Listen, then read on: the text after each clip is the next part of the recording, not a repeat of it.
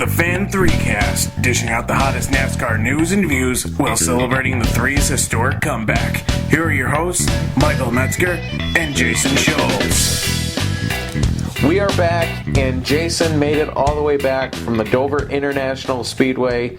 I know he's geared up to tell us about his adventures with the Monster, with a golfing tournament, meeting and rubbing elbows with NASCAR celebrities.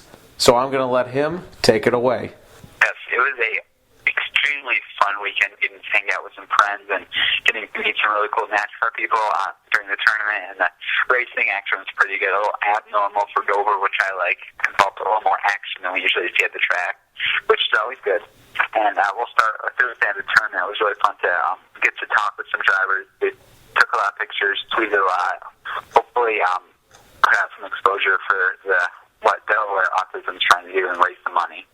And it was cool to be able to talk to these drivers we see and the media guys. I got some of the notable drivers I got to say hi to and talk a little. I got some Dylan boys. They were really nice. I saw Kevin Harvick, Ricky Stenhouse.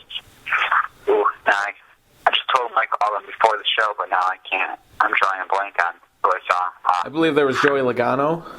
Yes, Logano. He was one of my favorite meeting on Thursday. I saw Boyer too and Michael Waltrip. They were nice enough to take a picture, and a lot of the Fox media broadcasters, reporters, whatever you want to call them, they were there. And Chris Devoto, she was really nice. We talked for a few minutes, and she definitely was just very kind. And Mike Joy, if you didn't see by my tweets, I actually had to fetch him coffee during the tournament. It was fun and different than something you would usually do. And I got to say hi to Darryl Waltrip. He was really kind and just simple and nice. And Larry Mack was really kind to recognize me from Twitter, which was nice. So the tournament was definitely a lot of fun. And then race weekend was also a blast with just some good racing and some Kyle Busch. A little bit of his dominance. I may have enjoyed that just a little bit. Until Sunday when he crashed in front of me, so that wasn't the best end to the weekend, but I know he had a great weekend, and overall my weekend was really fun at the racetrack. Hey, if he was going to crash, he did it in front of you so you could, see it. Oh, yeah. Actually, I don't remember. Maybe you can tell me more about it, but did he wreck on the front stretch first, or was it just turn one where he hit the wall? It was kind of on the front stretch. I think they made contact when Boyer came up on the front stretch, and then it took him until turn one to really pop the wall. Yeah, I think maybe he cut his tire down on the front stretch or something, because I saw him hit turn one wall, and that was about the extent of it. And it was just a bunch of people look staring at it, shocked, because no one really expected him to wreck, knowing how close he was to another sweep. That incident between Kyle Busch and Clint Boyer was just a miscommunication between Boyer and his spotter Brent Griffin, who called him clear, which he obviously wasn't, as seen by Busch getting into the wall. What's interesting about this situation is Griffin's actually also an employee with Joe Gibbs Racing, as he does work with Elliott Sadler on the Nationwide Series side of things. So that kind of made it a little awkward exchange between him and some people on Twitter, because they were calling for his head, but at the same time he had to point out, hey, I wouldn't have done that because I work with them as well.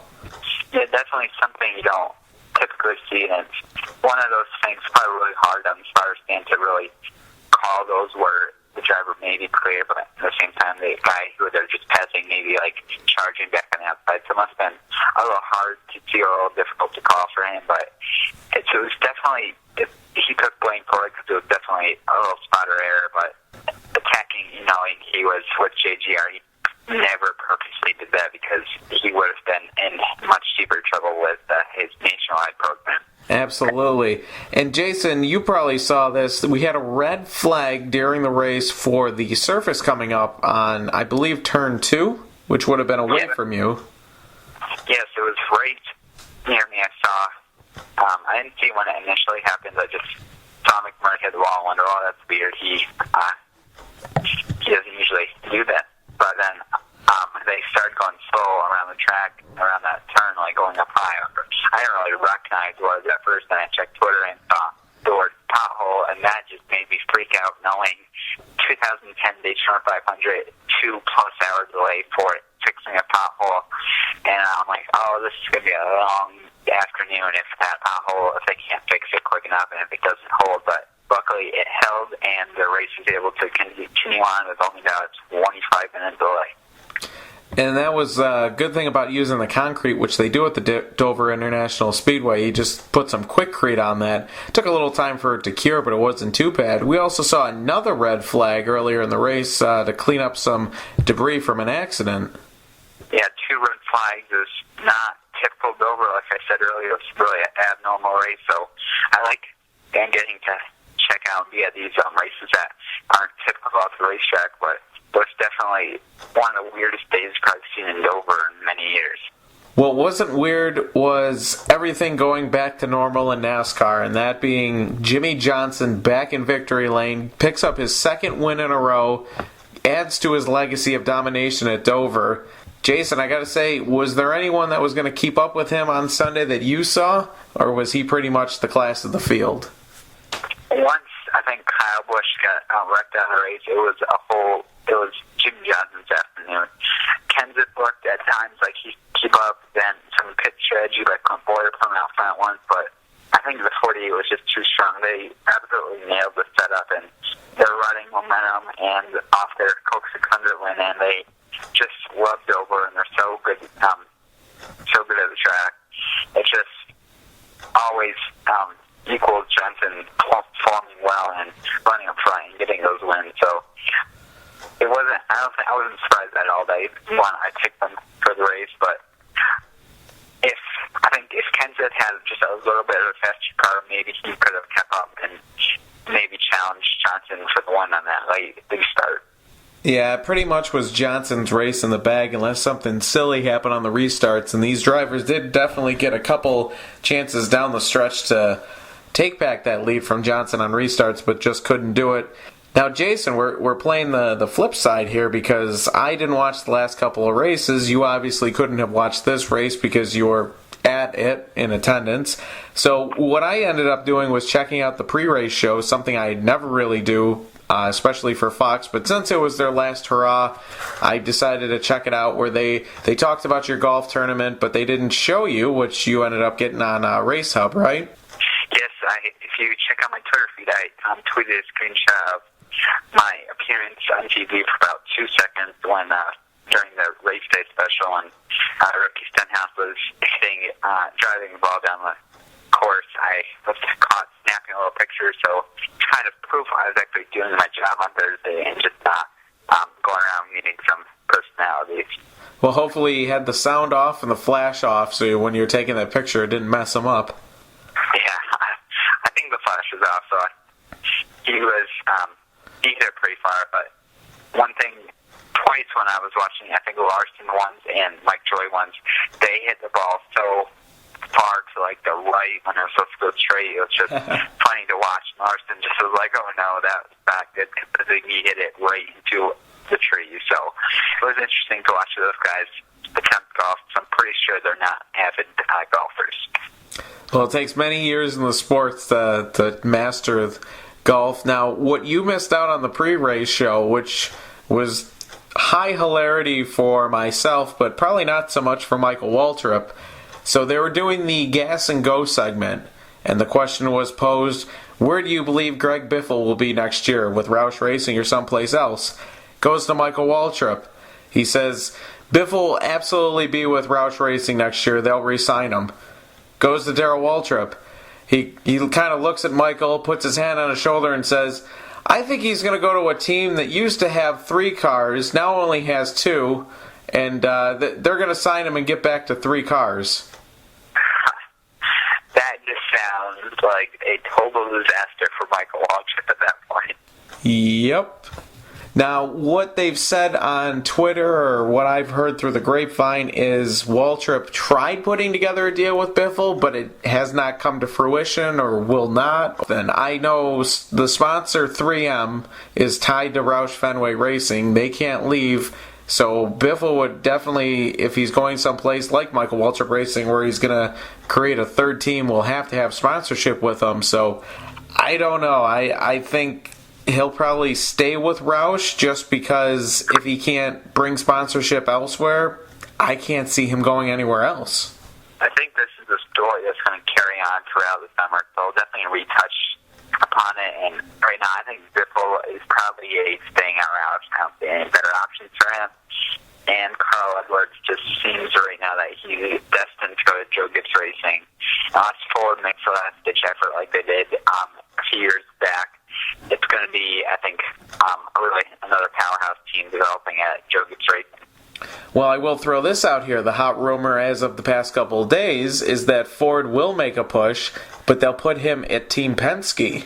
And then we would have a reuniting of Brad Keselowski and Carl Edwards, which would probably be very comical for all fans, but once again, it probably won't be meetings at Penske Racing over the next few years if that does come together.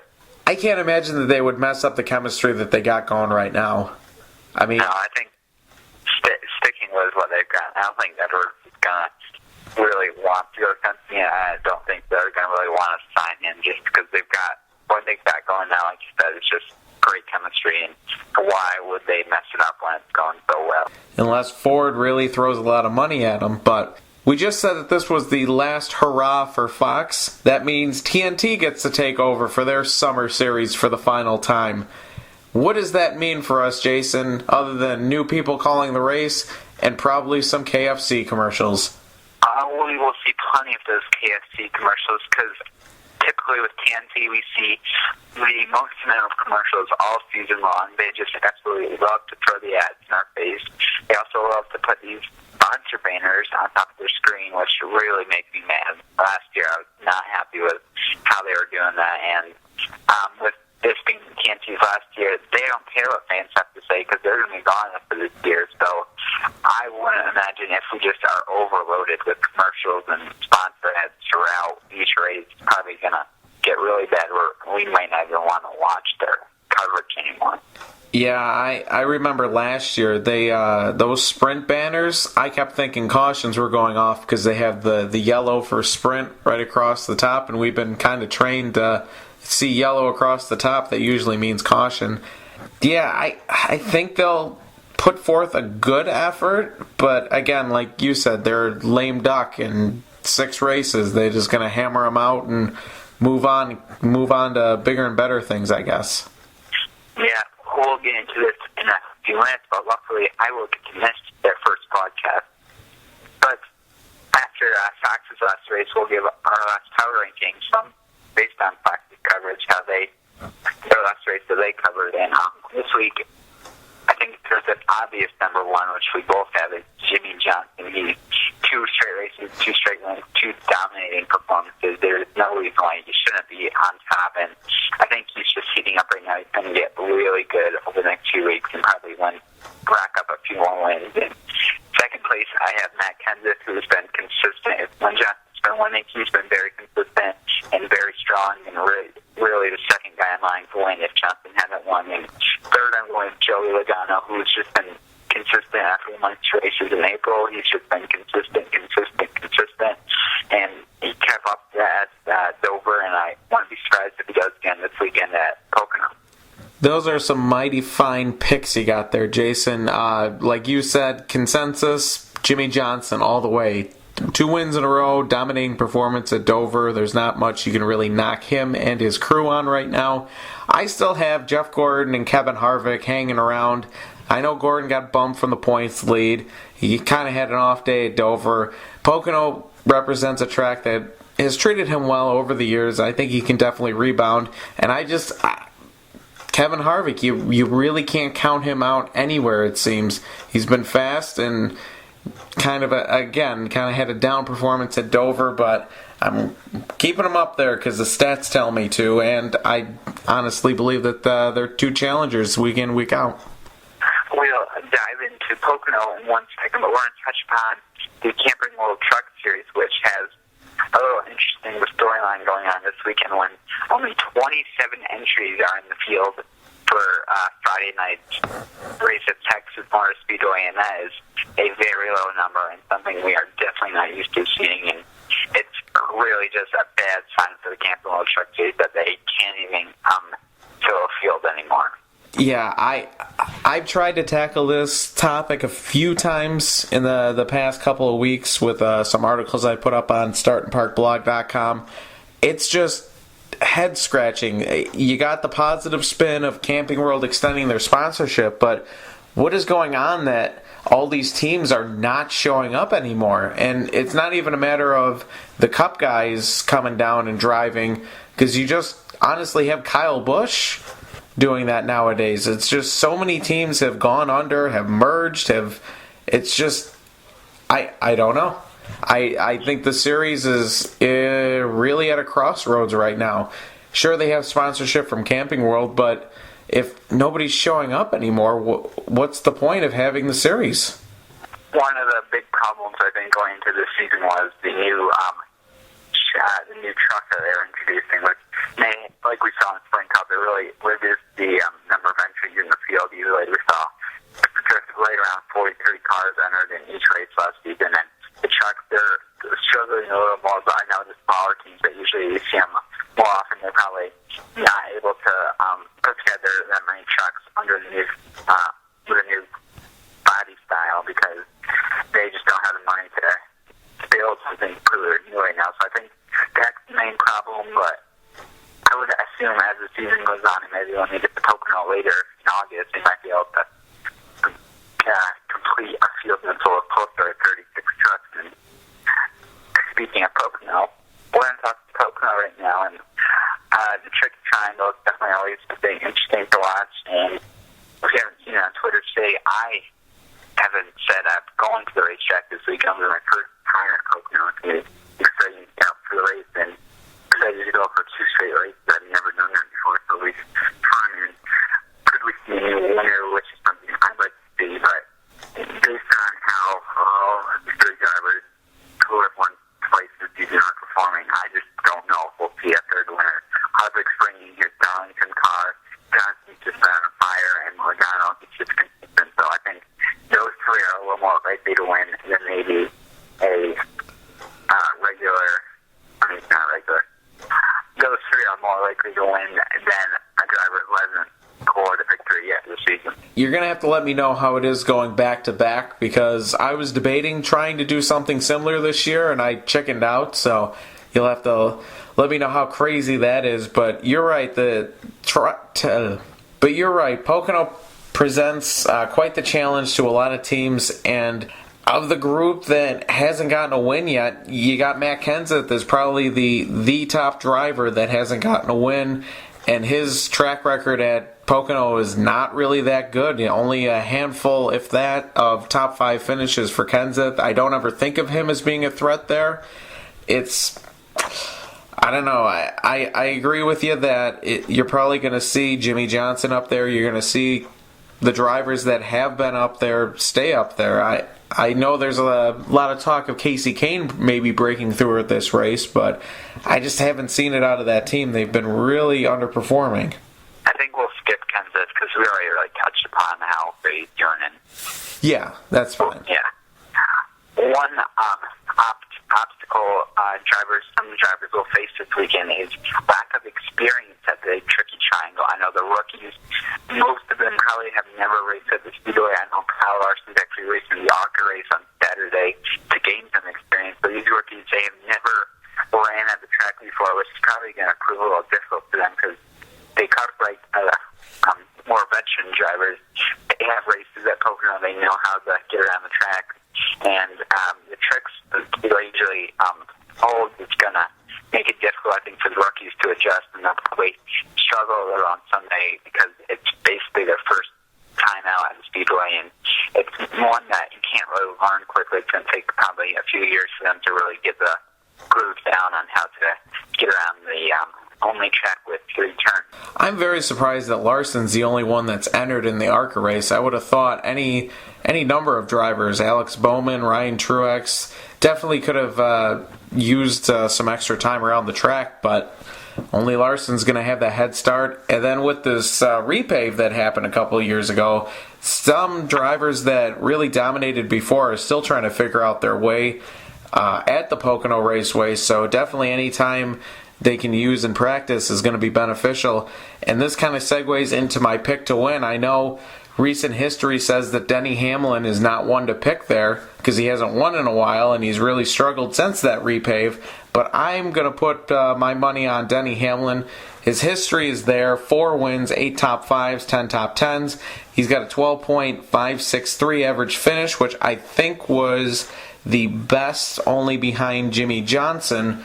So Hamlin's going to be a threat, I think, and I think he's going to get it turned around with his team. He was strong last weekend, carry that momentum into a win. My pick is based off a little pattern I have developed. Every race I went to last season, Toyota's won.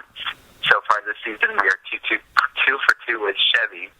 So I'm just going to go with a Chevy because it's one of those probably going to win. I'm going to go with Kevin Harvick. Rodney Childers, he's just so great and such a mastermind at tracks. And Pocono fuel mileage usually plays some sort of role. So with him calculating strategy for Harvick, he's going to be one of the best drivers set towards the end of the race if fuel comes into play at all. And they're bringing the Darlington car that they absolutely dominated with actually 2 months ago now. So I think it's Harvick's day to win. That is a very solid pick, and we'll see if the Jason good luck charm for Chevrolet holds over for this weekend as well, as that lucky dog's going to be down in Pocono watching the race in person. So be sure to follow him on Twitter. Check out the inside scoop he'll be picking up. Yeah, it's going. Hopefully, it'll be a really great race on Sunday. It'll be fun to get out to the track and be back for the second straight week. I know it's going to be fun to sort of act like I'm traveling with a sport, going to 2 straight races, and hopefully it's. I'm just hoping for a really good race like we saw last weekend at Dover. I'm sure it'll be great as long as the weather holds out. So, Jason, you have fun down there, and we'll catch you all next week. Thanks for listening to the Fan3Cast. For more NASCAR coverage, check out StartingParkBlog.com and Turn4RacingNews.com. Follow along on Twitter at Fan3Cast, at StartingParkBlog, and at NASCARJason.